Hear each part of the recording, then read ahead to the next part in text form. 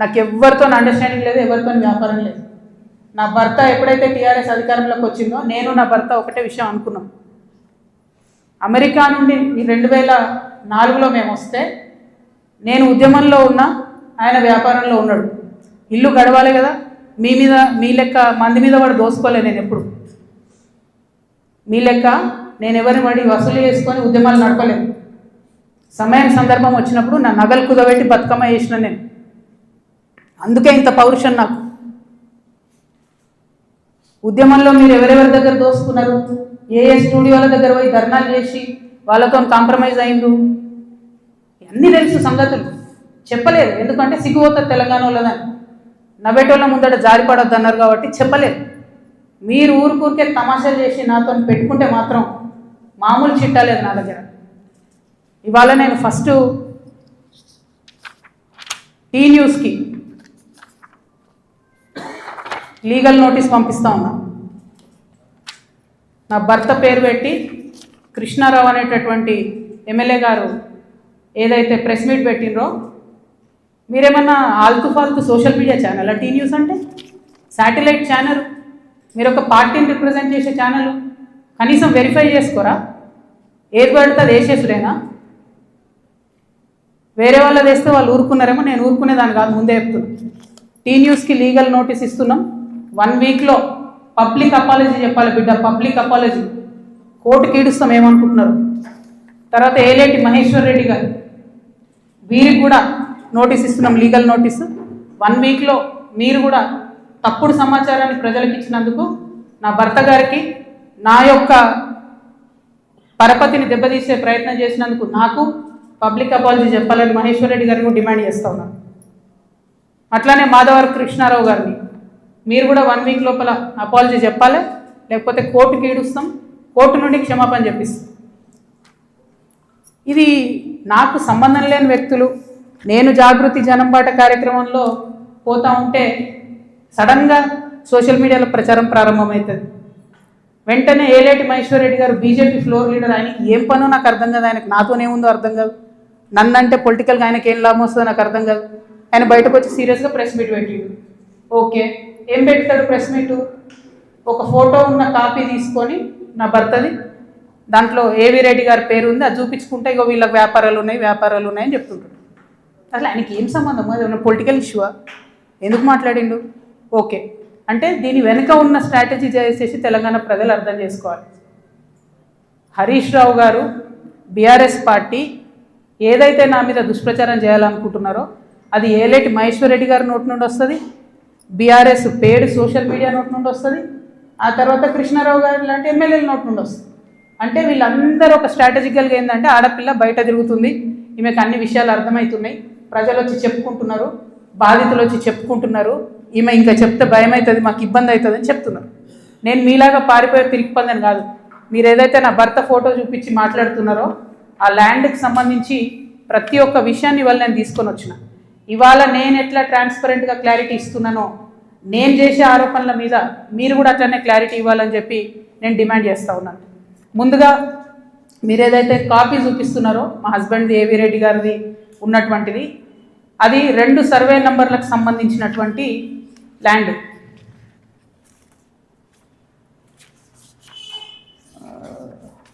Brief ఏడవైంద్రబాబు,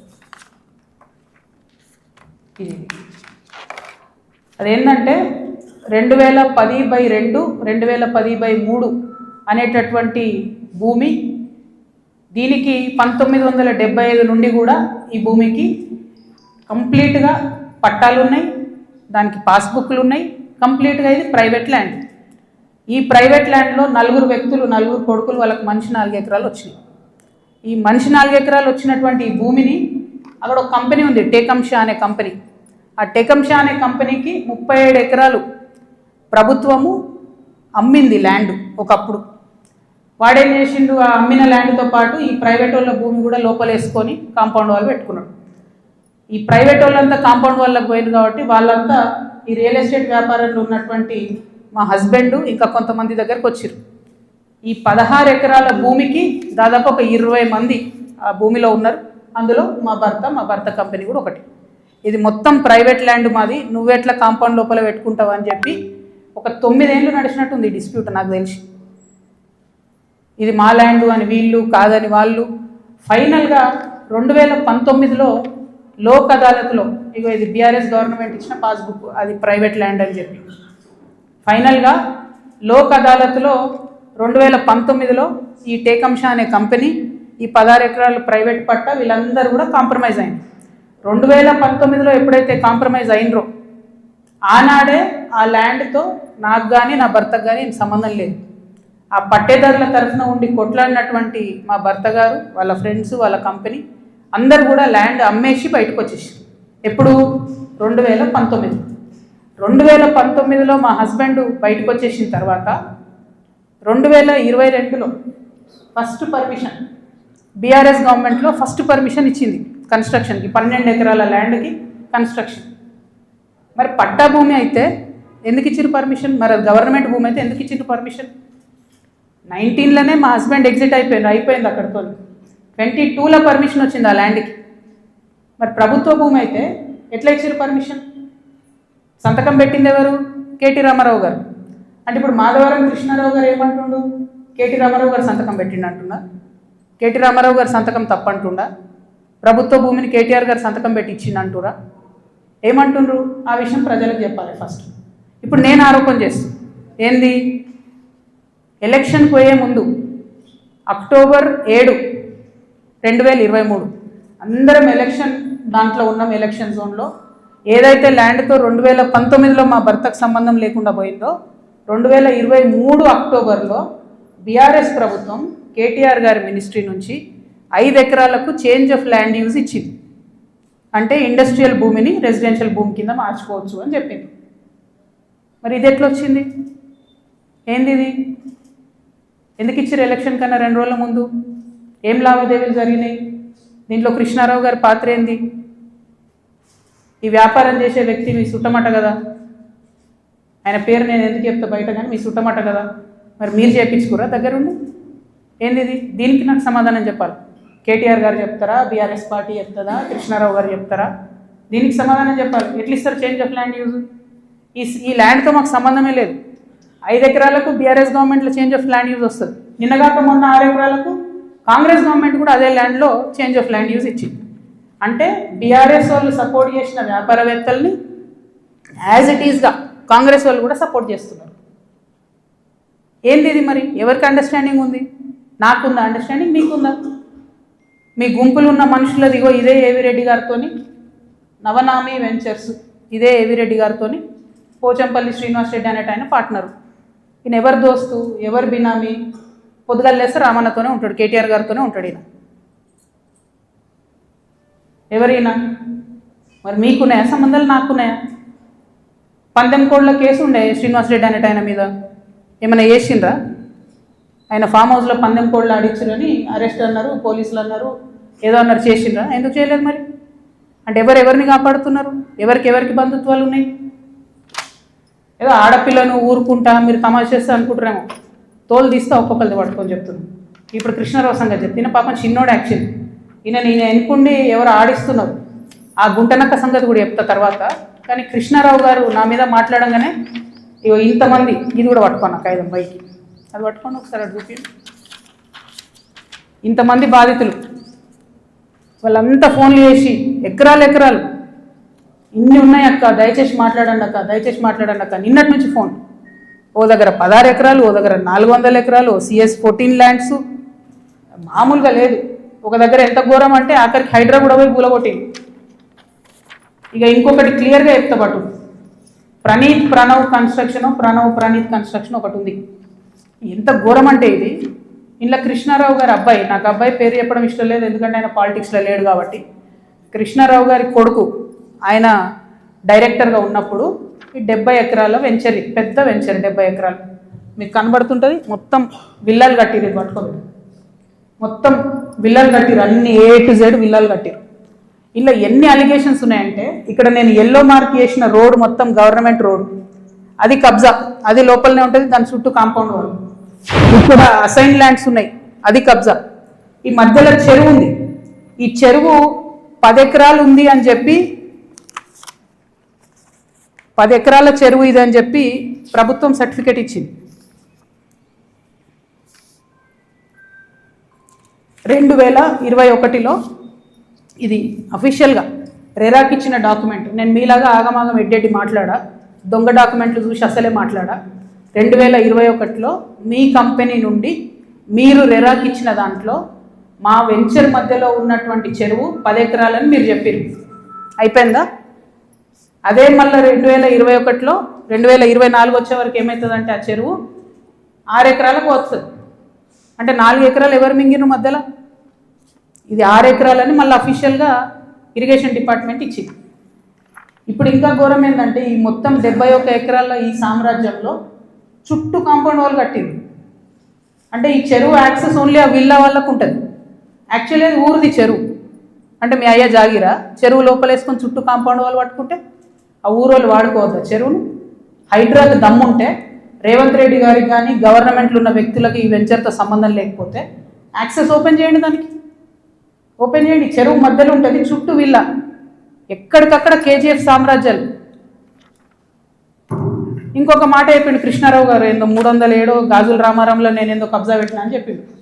అది కబ్జా పెట్టింది నువ్వు వివేకానందే కదా, వివేకానంద గారు కదా, కేపీ వివేకానంద. ఎవరిని పోయినా చెప్తారు ఆడ అడిగితే. నేను కూడా పోయి వచ్చిన మొన్న హైదరాబాద్ పోయి కూలిస్తే. CS14లో ఎట్లయితే నువ్వు చిన్న చిన్న పేద బిడ్డలని 80 గజాలు 100 గజాలకు ల్యాండ్ అమ్ముతున్నావో దొంగ రిజిస్ట్రేషన్స్ ఆ కాగితాలు సృష్టించి, అట్లనే గాజుల రామారంలో కూడా అదే చేస్తున్నారు. 80 గజాలు 100 గజాలు పాపం వాళ్ళు కష్టపడి సంపాదించుకున్న డబ్బుతోని మీరు అమ్ముతున్నారు, దగ్గర ఉండవి మీరు అట్లా సెటిల్మెంట్స్ చేస్తున్నారు. ఇప్పుడు ఏమవుతుంది? సడన్గా హైడ్రాన్ మేము మాసంటోళ్ళం తిట్టగానే పోయి ఆడ పేదవాళ్ళ గుడిసెలు కూడా కొడతారు. మీకేం నష్టం అవుతుంది? ఆ పేదవాళ్ళ మీద కూడా మీరు ఏరుకుంటున్నారు పైసలు. అన్యాయం ఇది. 307 సర్వే నెంబర్తో నాకు సంబంధం లేదు. నా భర్త ఫోటో ఏదైతే చూపించారో దాని గురించి నేను ఇప్పటివరకు ఎక్స్ప్లెనేషన్ ఇచ్చిన. ఆ ఎక్స్ప్లెనేషన్తో పాటు కృష్ణారావు గారితో పాటు టీ న్యూస్ ఛానల్తో పాటు ఎలిమినేటి ఈయన పేరు మహేశ్వర్ రెడ్డి, అల్లేటి మహేశ్వర్ రెడ్డి గారికి కూడా లీగల్ నోటీసులు ఇస్తున్నాం. ఇంకా గమ్మత్ ఏంటంటే ఇప్పుడు ఈ చెరువు దీని మధ్యలో ఉన్న చెరువు అని చెప్పిన కదా, ఆ చెరువు పేరు ఏంటి అంటే ఎండి ఉస్మాన్ కుంట. ఇక బీఆర్ఎస్ ప్రభుత్వంలో కేటీఆర్ గారి హయాంలో అద్భుతంగా ఏం జరిగిందంటే బోల్డని చెరువులను ప్రైవేట్ బిల్డర్స్కి డెవలప్మెంట్కి అండ్ బ్యూటిఫికేషన్ కానీ ఇచ్చిరు. ఇలా కొన్ని జెన్యూన్ ఉన్నాయి, మంచినే వాళ్ళు పాపం బ్యూటిఫికేషన్ చేసిరు CSR కింద. చాలా మటుకు ఎట్లున్నాయంటే ఇప్పుడు ఈ ఎవరైతే ప్రణీత్ బిల్డర్స్ ఉన్నారో ఆ ఫోటో పట్టుకో, ఆ మొత్తం 71 ఎకరాలు కట్టినటువంటి ప్రణీత్ బిల్డర్కే ఈ ఉస్మాన్ కుంట చెరువు డెవలప్మెంట్కి ఇచ్చిరు. ఇస్తే ఆయన ఏం చేసిండు, దాన్ని డెవలప్ చేసి ఊరోళ్ళకి ఇవ్వకుండా డెవలప్ చేసి అందులో 4 ఎకరాలు మింగి ఆ 4 ఎకరాలలో 8 విల్లాలు కట్టి చుట్టూ కాంపౌండ్ వాల్ పెట్టి జనంకి అవకాశం లేకుండా చేసారు. అంటే నీకు డెవలప్మెంట్ కనిస్తే నువ్వు మింగేసినావు. అందులో నీ కొడుకే డైరెక్టర్ ఉన్నాడు కృష్ణారావు గారు. మరి సమాధానం ఇప్పుడు చెప్పు, ఏం చెప్తావు నాకు అర్థం కాదు. ఏదో నిన్నటి నుంచి తమాషా చేస్తున్నట్టు జాగృతలు దాడి చేస్తారు గీడి చేస్తారని. మాకు అట్లాంటి ఆలోచన ఏం లేదు. మేము మీ మీద దాడి చేసేంత పెద్ద వ్యక్తి మీరు కాదు. ఫస్ట్ థింగ్ వదిలేసేయండి, మీ మీద దాడి చేసే అవసరమే లేదు. మీ ఎన్కో గుంటనక్క ఉంది చూసినావా, వాళ్ళని మాత్రం వదిలిపెట్టాం. ఆ గుంటనక్కకి చెప్తున్నాయి ఇప్పుడు ఇనమని. ఆ గుంటనక్క ఇంటుంటాడు, ప్రెస్ మీట్ నాకు తెలుసు. సియాట్ ల్యాండ్స్ ఉండే, దాన్ని తర్వాత ఏం చేసిండ్రు, సెయింట్ గోబెన్ అనే కంపెనీకి ఇచ్చిర్రు 70 ఎకరాలు. దాని తర్వాత ఏం చేసిర్రు, ఈ గుంటనక్క రికమెండ్ చేస్తే మన BRS government favourite builder Vasavi ఉన్నాడు కదా, ఆ వాసవి బిల్డర్కే ఇచ్చిర్రు. అయితే ఒక అధికారి దానిలో చాలా కీలక పాత్ర. ఆ అధికారి ఇప్పుడు ఈ గవర్నమెంట్లో కూడా కీలకంగా ఉన్నాడు. కానీ ఖచ్చితంగా ఆ సెయింట్ గోబెన్ ల్యాండ్కి సంబంధించి ఆ అధికారి పేరు, నేను చెప్పే గుంటనక్క గారి పేరు 2 కలిపి నేనే ఇస్తా. విజిలెన్స్కి ఇస్తా, ఈడీకి ఇస్తా, సిబిఐకి ఇస్తా.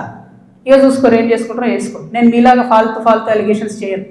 నా భర్త ప్రైవేట్ ల్యాండ్లో వ్యాపారం చేసిండు. ఏ రియల్ ఎస్టేట్లో ఉన్న వ్యక్తి అయినా చేస్తాడు. మేమెన్నడూ ప్రభుత్వ భూమి జోలికి పోలేదు. ప్రభుత్వానికి ప్రజలకు నష్టమయ్యే ₹1 పని కూడా మేము చేయలేదు. మీరు అనవసరంగా లేనిపోయిన అలిగేషన్స్ నా మీద వేసి ఈమె ఏదో జనం బాట పేరుతో జనంలో పోతుంది, ఈమెను డిస్టర్బ్ చేద్దాం, మైండ్ ఖరాబ్ చేద్దాం అనే ఆలోచనలు పెట్టుకుంటే మాత్రం నేను చూస్తూ ఊరుకోను.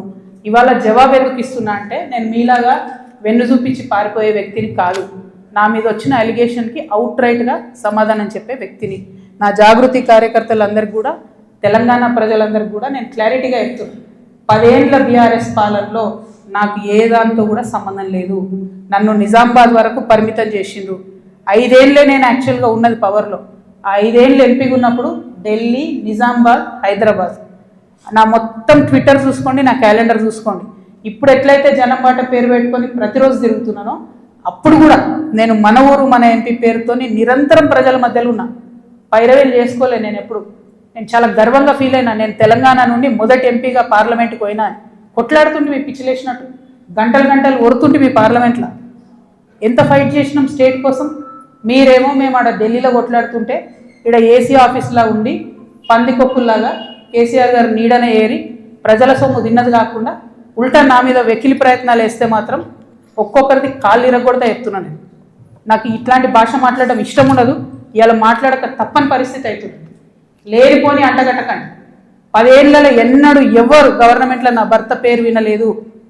ఇవాళ మీరు ఆయన మీద అలిగేషన్ చేస్తున్నారు. ఆయన ఫోన్ ట్యాప్ చేస్తారు. సిగ్గుండాలి. ఇంటర్లో ఫోన్ ట్యాప్ చేస్తారు. ఇటువంటి వెధవ ప్రచారాలు చేస్తారు.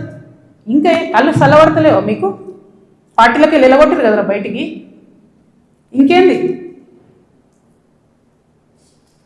నేను ఊరుకునేదాన్ని కాదు బిడ్డ, చెప్తున్నా. ఇప్పుడే మొదలుపెట్టినా. మీరు సెయింట్ గోబెన్ సంగతి చెప్పండి. వాసవికి ఇచ్చినటువంటి 100 భూములు ఉన్నాయి. ఇవాళ గవర్నమెంట్ని కాంగ్రెస్ గవర్నమెంట్ అంటారు కదా మీరు, హిల్ట్ పాలసీ పెట్టి దారాదత్తం చేస్తున్నారని. దానికి కిటికీలు తెరిచింది ఎవరు? దానికి బీజం వేసింది ఎవరు? డిస్టిలరీ భూములు అమ్మినరా? లీజ్కి ఇచ్చిన భూములు. లీజ్కి ఇచ్చిన భూములలో ప్రజలకు డబుల్ బెడ్రూమ్ ఇల్లు కట్టియాలి, హాస్పిటల్ కట్టాలి, స్కూళ్ళు కట్టాలి. ఇండస్ట్రీ తీసేస్తే ప్రైవేట్ వ్యక్తులకు ఎట్లా అమ్మిండ్రు? దాని మీద సంతకం పెట్టింది ఎవరు? కేటీఆర్ గారు కాదా? చాలా కంపెనీలు ఉన్నాయి. మీరు కూడా సెలెక్టివ్గా లీజ్కి ఇచ్చారు కదా. మీరు కిటికీలు తెరిచిర్రు, ఈ గవర్నమెంట్ దర్వాజాలు తెరిచిర్రు దోసుకొని తినండి అని చెప్పి. జనానికి మాత్రం ఏం చేయకండి. హాస్పిటల్ కట్టకండి, స్కూళ్ళు కట్టకండి. ఎవడన్నా నా సొంతోడు అడిగితే మా మీద ఉల్టా అలిగేషన్ వేయండి. అల్టిమేట్గా ప్రజా జీవితంలో ఉన్నటువంటి వ్యక్తులుగా, ఒక ఆడబిడ్డగా, తెలంగాణ ప్రజల మంచి కోరుకునేటటువంటి వ్యక్తిగా నేను మీ అందరినీ కూడా రిక్వెస్ట్ చేసి చెప్తా ఉన్నాను. నా మీద బీఆర్ఎస్ పార్టీ ఏదైతే విష ప్రచారం చేస్తుందో నా మీద, నా భర్త మీద, దాంట్లో ఇనుమంతా కూడా సత్యం లేదు.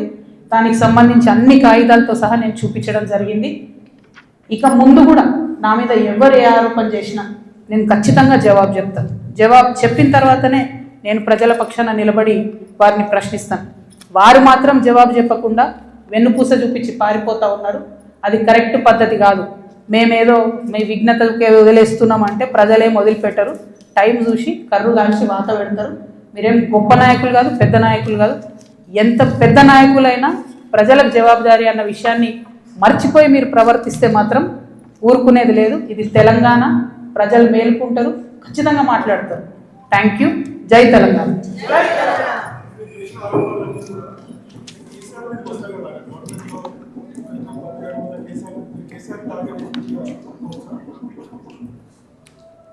చూడు బ్రదర్, చాలా మిస్టేక్స్ జరిగినాయి బీఆర్ఎస్ గవర్నమెంట్లో.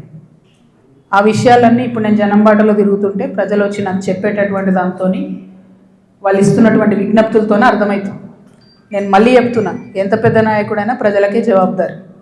100కు 100% ప్రభుత్వం నుండి లీజుకి ఇచ్చినటువంటి ఇండస్ట్రియల్ ల్యాండ్స్ సెలెక్టివ్గా వ్యాపారవేత్తల కోసం బీఆర్ఎస్ గవర్నమెంట్లో సంతకాలు పెట్టి మరి ఆనాడే ప్రైవేట్ వ్యక్తులకు దారాదత్తం చేశారు.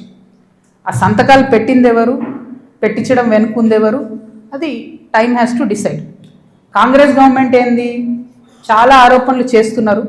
రేవంత్ రెడ్డి గారు అయితే చాలా ఏమంటారు, రేపు పొద్దుగాలనే నేను వీళ్ళందరినీ జైలు వేస్తా అన్నట్టు ఏదో బీఆర్ఎస్ అంతా అవినీతిమయమని చిత్రీకరించి వచ్చారు. ఆయన ఎక్కడ ఏం చేయట్లేదు. ఎందుకు చేయట్లేదు? బీఆర్ఎస్ వాళ్ళు వేసినటువంటి దొంగదారులను కాంగ్రెస్ రహదారులుగా మారుస్తున్నారు. వాళ్ళు ఎవరైతే ప్రైవేట్ వ్యక్తులకు ఇచ్చిరో మళ్ళీ అదే కంపెనీలతో వీళ్ళు అండర్స్టాండింగ్ పెట్టుకుంటారు, వాళ్ళతో మాట్లాడతారు. అంటే రేవంత్ రెడ్డి గారి పరిస్థితి ఇప్పుడు ఎట్లుందంటే, అప్పుడే కప్పం తిన్న పాము ఎట్లుంటుంది, కడుపు నిండింది, నేను సీఎం అయినా, అవినీతి అయితే నాకేంది, రాష్ట్రం ఎటు పోతే నాకేంది, వాగ్దానాలు ఎటు పోతే నాకేంది అని చెప్పి ఆయన సైలెంట్గా ఉన్నాడు. ఆయనకి ఈ బీఆర్ఎస్ పార్టీలో జరిగినటువంటి వ్యాపార లావాదేవీలకి అవుట్ రైట్గా సంబంధం ఉంది కాబట్టి వాళ్ళు సైలెంట్గా ఉంటారు. So let time decide. ఎప్పుడన్నా ఎవరైనా ఎంక్వైరీ చేస్తే డిసైడ్ అయితే చూద్దాం. ఏమీ కాకపోతే నాకెప్పుడో ఒకసారి టైం వస్తుంది కదా, దేవుడి దయ ఉంటే నేను ముఖ్యమంత్రి అయితే కదా ఒకనాడు, ఆనాడు మాత్రం 2014 నుండి 2014 తెలంగాణ వచ్చినప్పటి నుండి ఇప్పటి వరకు అన్ని అన్యాయాల మీద నేను మాత్రం ఆరాధిస్తాను. ఎందుకంటే ఎవరు వచ్చి బయటకు వచ్చి మాట్లాడినా వాళ్ళని దబాయించాలి, వాళ్ళ మీద ఒక కేసు వేయాలి, వాడిని ఏదో అనాలి, బురద జల్లాలి అని అంటే కుదరదు. నేను అట్లా ఊరుకునే వ్యక్తిని కాదు. నేను తప్పు చేస్తే నేను క్షమాపణ అడుగుతాను. నేను కోరిన క్షమాపణ జనం బాటలో ముందుకెళ్ళినప్పుడు ఎందుకు కోరిన క్షమాపణ? నేను అదే గవర్నమెంట్లో ఉండి అమరవీరుల కుటుంబాల కోసం గట్టి కొట్లాడాల్సిందే అని నాకు మనసుకు అనిపించింది కాబట్టి నేను క్షమాపణ అడిగిన. ఉద్యమకారులను కేవలం నా ప్రాంతంలో చూసుకున్నా కానీ వేరే దగ్గర చూసుకోలేకపోయినా అనే ఉద్దేశంతో క్షమాపణ కోరినా. నేను అట్లే చెప్తున్నా, నేను తప్పు చేస్తే ప్రజలకే చెప్తారే తప్పు చేసినారా భయ్ సారీ అని. నేను తప్పు చేయలే, అందుకే ధైర్యంగా చెప్తాను నేను తప్పు చేయలే. అయినా సరే నా మీద ఏదో బుర్ర జల్లాలి అంటే ఊరుకోను. భగవంతుడు నాకు అవకాశం ఇచ్చినప్పుడు మాత్రం అన్ని బండారాలు కూడా బయటికి తీస్తాను. నేనేదో టార్గెట్ చేసిన భయ్. ఇప్పుడు నేను నిన్ను కొడతా, నువ్వు నన్ను కొట్టావా చెప్పు. వాళ్ళు నన్ను టార్గెట్ చేస్తే నేనేం చేయాలి మరి? నేను ఊరుకోవాలన్నా? నేనైతే గాంధీ తాతను కాదు. నేను అస్సలే మంచిదని కాదు నేను చెప్తున్నా. నేను కేసీఆర్ గారు అంతా ఓపిక నాకు లేదు. అస్సలే మంచిదని కాదు. నేను ఊరుకోను. నన్ను కొడితే 2 కొడతా ఉల్టా. ఎందుకంటే నాకు తప్పు లేకుండా కొడుతున్నారు, నాకు తప్పు లేకుండా మాట్లాడుతున్నారు. అది కరెక్ట్ కాదు కదా. ఏం రోగం చెప్పు? నేను ఏమంటున్నా? నేను జనంలో పోతున్నా, పిచ్చి లేచినట్టు పొద్దు నుండి రాత్రి వరకు ఎందుకు తిరుగుతున్నా నేను? I want to understand. ఏం జరిగింది 10 ఏళ్ళు బీఆర్ఎస్లో, 2 ఏళ్ళు కాంగ్రెస్లో? ఏం జరగలే. నిన్న పోయినాం, ఆ నల్ల నీళ్ళు అది ఎంత బాధ అనిపించింది చూస్తే. ట్యాప్లో డ్రైనేజ్ వాటర్ వస్తాయని ఇప్పటికి కూడా హైదరాబాద్ మహానగరంలో ఇంకా అంత అందమైన నగరానికి కేటీఆర్ గారు నేను ఇట్లా చేసినా అని, ఇప్పుడు రేవంత్ రెడ్డి గారు గ్లోబల్ సమిట్ పెట్టి నేను ఇట్లా చేసినా అని ఏం లాభం చెప్పు? ఆడబిడ్డలకు ఒక డెలివరీ హాస్పిటల్ ఉండదు, నల్లలో మోరు నీళ్ళు వస్తాయి. ఇదో మహానగరం, దీనికి సంతోషపడాలి. ఎవరొకరు అడగాలి కదా. అడిగితే కేసులు, అడిగితే లొల్లి, ఇంతే. ఏం భయపడేదాన్ని కాదు. నేను ముందుకే పోతా, వెనుకకైతే పోయేది లేదు. వస్తే లొల్లెందుకుంటుండేనే 5 ఏళ్ళు నన్ను ఒడగొట్టి ఇంట్లోనే కూర్చోబెట్టిరు కదా. వద్దంటే బలవంతంగా ఎమ్మెల్సీ ఇచ్చిర్రు. నేను అప్పటి కూడా అడిగిన, నాకు ఎంపీ క్యాండిడేట్గా నన్ను డిక్లేర్ చేయండి, నేను ప్రజల మధ్యలో ఎక్కడైతే ఓడిపోయినా అక్కడే ప్రజల ప్రేమను గెలుచుకుంటా అని చెప్పిన. అవకాశం ఇవ్వలే, నాకు తిరగనీయలే. మా కాన్స్టిట్యున్సీలో కూడా ప్రతి ఎమ్మెల్యేను ఎవరో ఒకరు మేనేజ్ చేసుడు, వాళ్ళు నాకు ఎక్కడికక్కడ కాళ్ళలో కట్టెలు పెట్టుడు, కాన్స్టిట్యున్సీ నుంచి ఎవరైనా వచ్చి కలిస్తే బెదిరించుడు. నువ్వు ఎట్లా కలుస్తావు? అక్కతో నీకేం పని?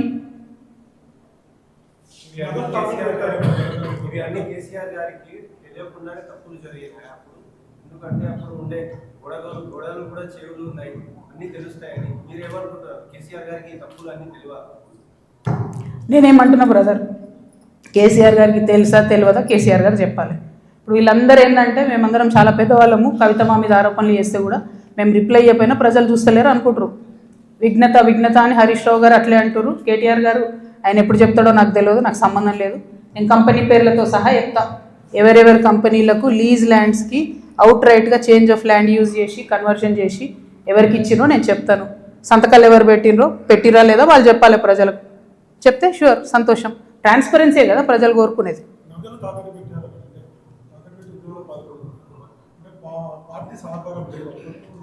నాకు ఎప్పుడు లేదు భయ్ పార్టీ సహకారం. నేను ఎప్పుడైతే అమెరికా నుండి వచ్చినో అప్పటి నుండి ఇప్పటి వరకు కూడా నాకు పార్టీ సహకారం లేదు. దానిలో కొత్తగా చెప్పేది ఏం లేదు.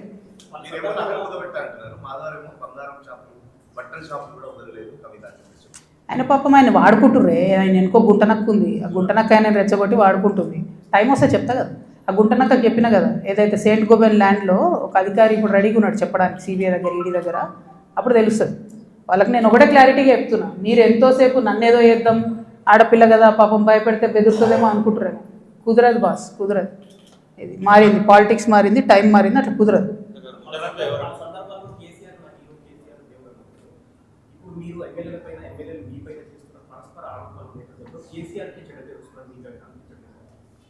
నేను ఒక మాట చెప్తాబా, మనది ఎట్లాంటి భూమి?